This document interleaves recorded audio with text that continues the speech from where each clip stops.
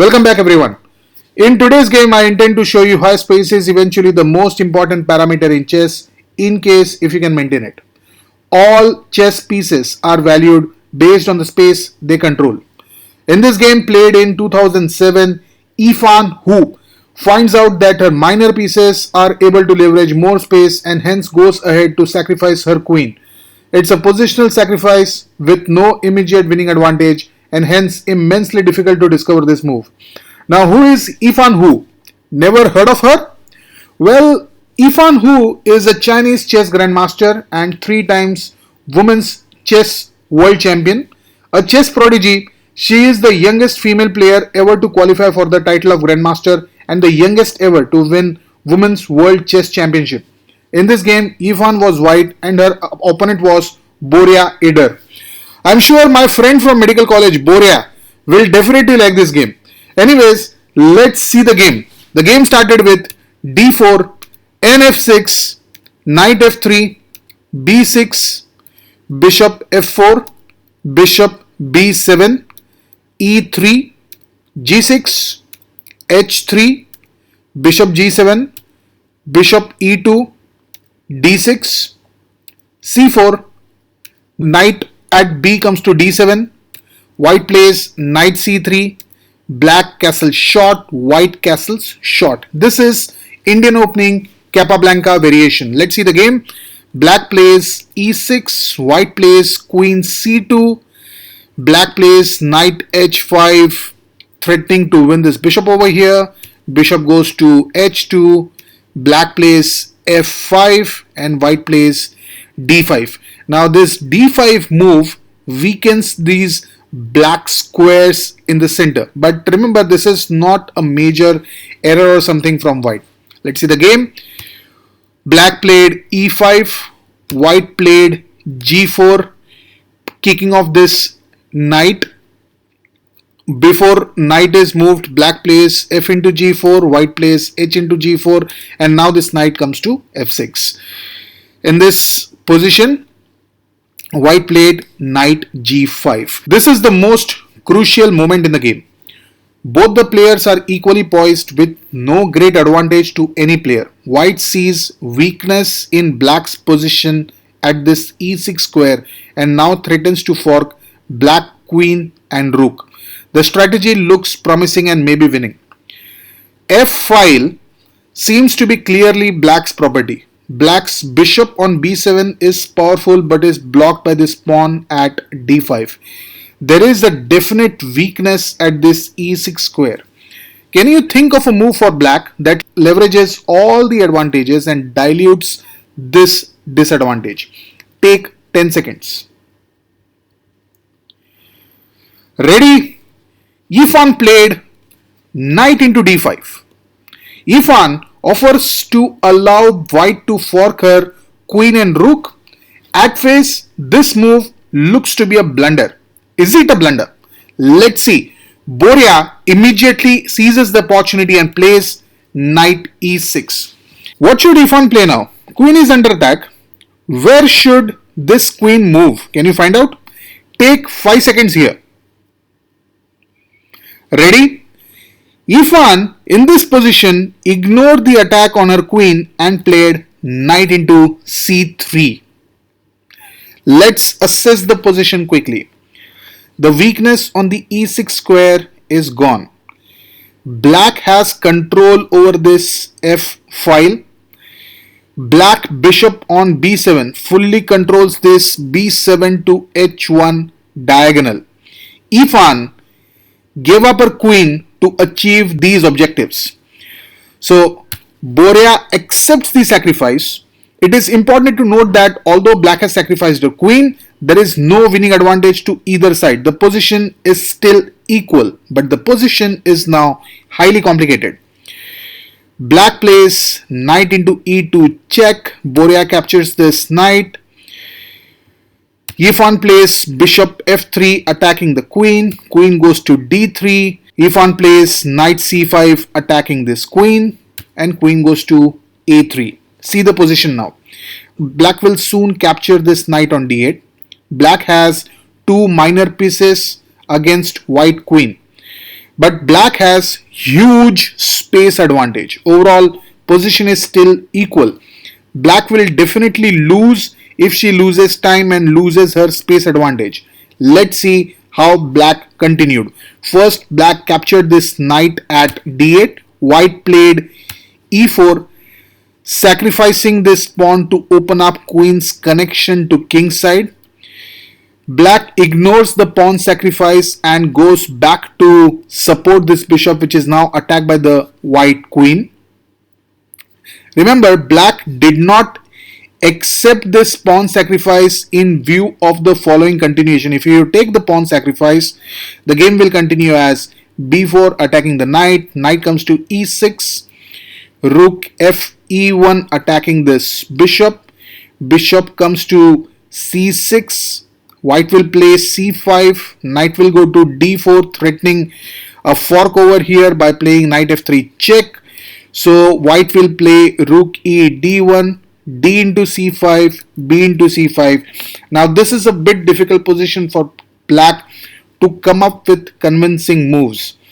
Hence, at this position, black did not accept the pawn sacrifice at e4 and played rook f8. The game continued with white playing rook f e1. Black played bishop h6, capturing more active diagonal and increasing the space control. White played b4, attacking the knight. Knight comes to e6. White plays c5. Knight goes to d4. Now this time this knight is threatening a fork at c2, which will attack the queen at a3 and the rook at e1.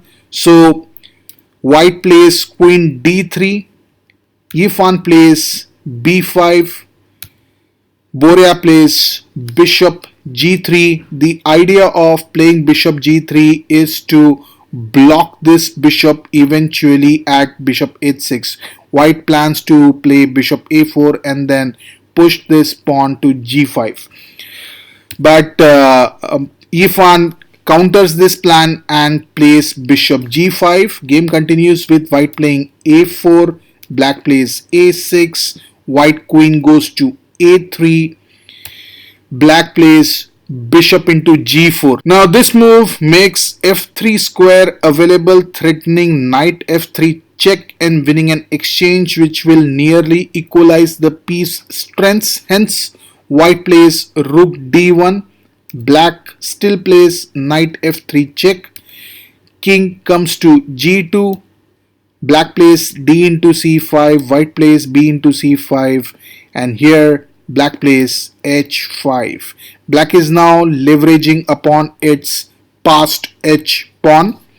White plays queen a2 check, black king goes to h7, white plays queen d5, black plays rook a e8, white plays queen c6. Now the plan is to bring rook to d7 square and kind of give up an exchange over here so that the black's bishop pair is lost.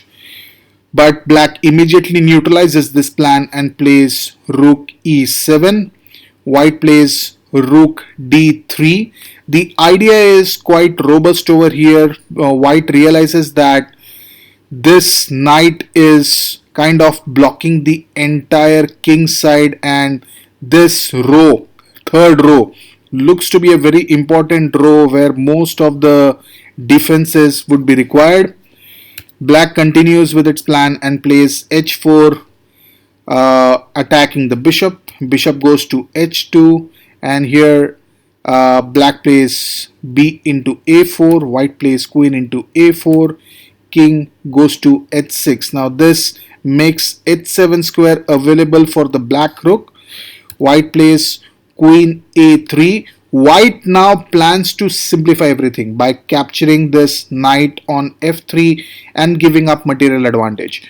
But remember, black did not sacrifice her queen for getting draw as an outcome. So black played rook f e7, providing more support to this knight and not allowing white to go ahead with its simplification plan. White hence played queen b2, threatening to capture this pawn on e5. Black plays rook e7, protecting this e5 pawn. Note that the position is still equal.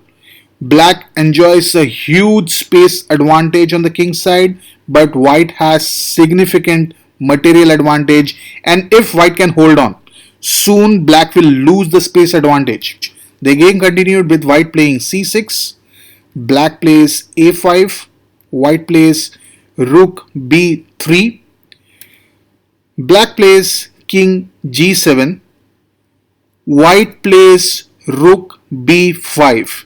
Now black again threatens to win this e5 pawn. The idea seems to be correct, but this move is actually a blunder.